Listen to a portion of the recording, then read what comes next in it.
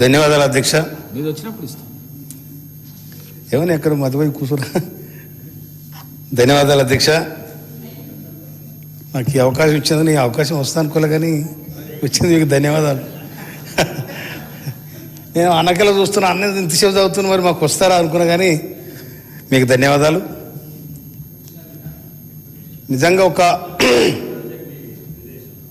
భారతదేశంలో 50 సంవత్సరాలుగా ఒక పోరాటం నడిచింది, అదే నక్సలైట్ పోరాటం. ఆనాడు నక్సలైట్ పుట్టడానికి తాడితపీడ ప్రజలు అటువైపు వెళ్ళినారు. కానీ ఈనాడు కేంద్ర ప్రభుత్వం చూపెట్టిన, కేంద్ర ప్రభుత్వం ద్వారా రాష్ట్ర ప్రభుత్వానికి, గౌరవ ముఖ్యమంత్రి రేవంత్ రెడ్డి గారికి వారు చొరవ తీసుకొని ఈ రాష్ట్రం కానీ పక్క రాష్ట్రం కానీ ఎక్కడ కూడా ఈ అసమానతల సమాజం ఉండొద్దు, అందరూ కలిసిమెలిసి ఉండాలని చెప్పి వాడు బ్రహ్మాండమైన ఆలోచన చేసి ఎక్కడ వైలెన్స్ లేకుండా ఇలా కార్యక్రమాన్ని ముగించినందుకు,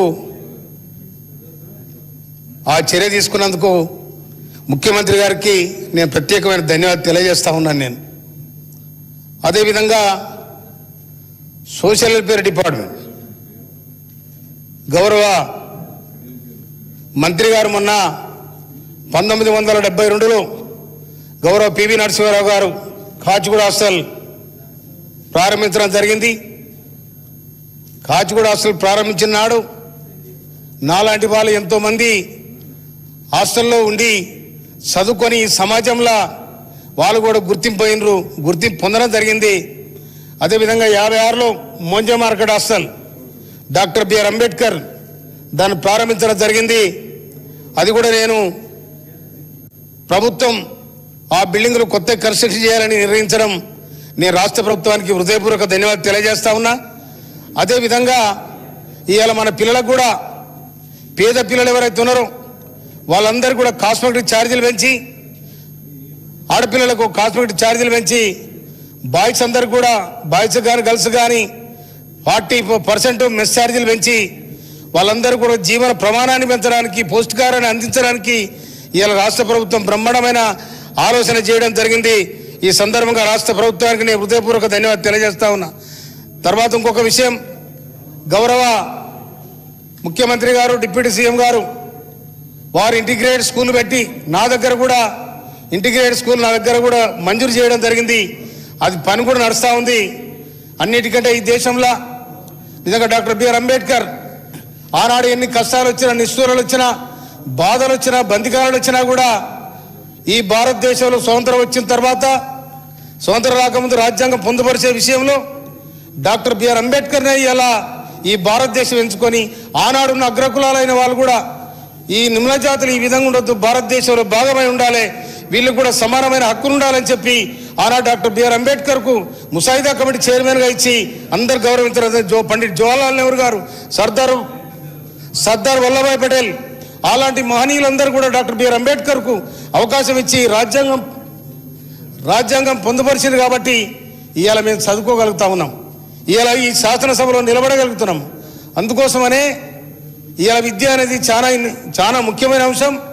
కనుక ఈ విద్య ఇంతకుముందు సోషల్ వెల్ఫేర్ హాస్టల్ ఉండే, మనకు రాజ్యాంగం అమల్లోకి వచ్చిన తర్వాత 1952లో హాస్టల్ ప్రారంభించడం జరిగింది.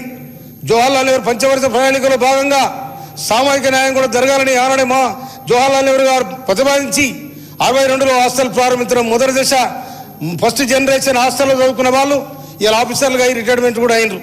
అదే హాస్టల్ ఇవాళ కొంత ఇబ్బందిగా ఉన్నాయి. హాస్టల్ కూడా మరి గౌరవ సోషల్ మినిస్టర్ గారు కూడా మొన్న కాచిగూడ హాస్టల్ పోయి దాన్ని విజిట్ చేయడం జరిగింది. కనుక అగ్రికల్చర్ విషయంలో కూడా గౌరవ తుమ్మల నాగేశ్వరరావు గారు చాలా ఆరోగ్యులు. ఎందుకంటే నేను వారు సత్తుపల్లిలో ఉన్నాడు, నేను తుమ్మల నాగేశ్వరరావు గారి దగ్గర పోతే వారు వ్యవసాయం పట్ల వాళ్ళకున్న నిబద్ధత, వాళ్ళకున్న క్రమశిక్షణ వ్యవసాయం పట్ల నిజంగా కూడా గొప్పగా వారు చేయడం జరిగింది. అదేవిధంగా పారిశ్రామిక విధానంలో మనమందరం కూడా పారిశ్రామిక రంగాన్ని ముందు వరుసలో నిలబెట్టాలని రాష్ట్ర ప్రభుత్వం బ్రహ్మాండమైన ఆలోచనతో ఉంది. అందుకనే ఇలా గౌరవనీయులు కీర్తి శేషులు వెంకటస్వామి గారు వారసత్వమైన వివేక్ గారికి ఇలా లేబర్ మినిస్టర్, పరిశ్రమల శాఖ లేబర్ మినిస్టర్ ఇవ్వడం జరిగింది. వారు కూడా ఐటీసీ ఏటీసీలను కూడా ప్రారంభించడం జరిగింది. నిజంగా ఒక అవగాహన ఉన్న మంత్రివర్గం కాబట్టి ఈ రాష్ట్రం మీద స్పష్టమైన రాజకీయ సామాజిక కోణంలో అవగాహన ఉంది కాబట్టి ఇవాళ గౌరవ మన ఎల్ఏ మినిస్టర్ గారు వారు ఇలా పారిశ్రామిక విధానంలో బ్రహ్మాండమైన ఆలోచనతో నా దగ్గర 185 ఎకరాలలో పారిశ్రామిక వాడను ప్రారంభించడానికి, దాన్ని నిర్మాణం చేయడానికి మాకు కూడా సాంక్షన్ ఇవ్వడం జరిగింది. వారికి ధన్యవాదాలు తెలియజేస్తా ఉన్నా నేను.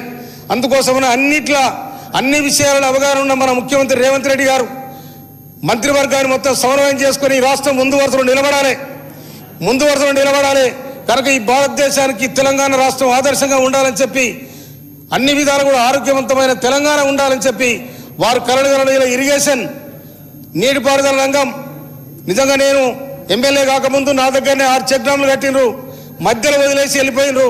కానీ మన గౌరవనీయులు ఉత్తమ్ కుమార్ రెడ్డి గారు ఇరిగేషన్ మినిస్టర్ గారు సహకారం తీసుకొని నేను ఆ 6 చెక్ డ్యామ్లకు పూర్తి చేస్తే ఇవాళ దాదాపు 12,000 ఎకరాలకు నీరంతా ఉంది, పుట్ల కొద్ది పంటనంతా ఉంది.